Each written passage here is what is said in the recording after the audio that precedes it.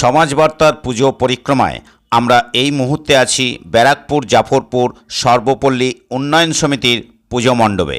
না, এখানে নেই প্যান্ডেলের তেমন কোনো চাকচিক্য, নেই রংবাহারি আলোর কোনো চমক, তবে যেটা আছে তা হলো লুপ্তপ্রায় কুটির শিল্পকে বাঁচিয়ে রাখার জন্য সমাজের কাছে এক সচেতনতার বার্তা বা আকুতি।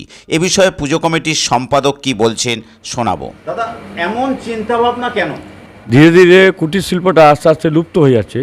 যেমন দেশলাই কাঠি দিয়ে যে আমরা প্রতিমাটা তৈরির ভাবনা রেখেছি, কুটির শিল্প উপরে বাংলার কুটির শিল্পকে আরও উপরে তোলা যে ভাবনা, তারা বার্তা দিতে চাইছি মানুষের জনকে, যে গ্যাস আস্তে আস্তে ধীরে ধীরে গ্যাসের মধ্যে পরিণত হয়ে যাচ্ছে।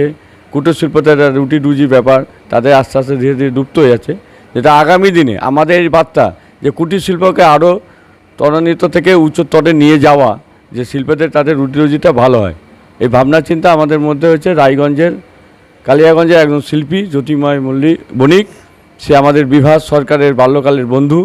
প্রায় 15 বছর থেকে ওনাকে রিকোয়েস্ট করতে করতে এই প্রতিমাটা তৈরি করার এই বছরে উনি শিল্পী আমাদের সুযোগ দিয়েছে এবং গড়ে তুলেছেন। কতদিন সময় লেগেছে? প্রায় 3.5 মাস এই সময় লেগেছে প্রতিমাটা তৈরি করতে।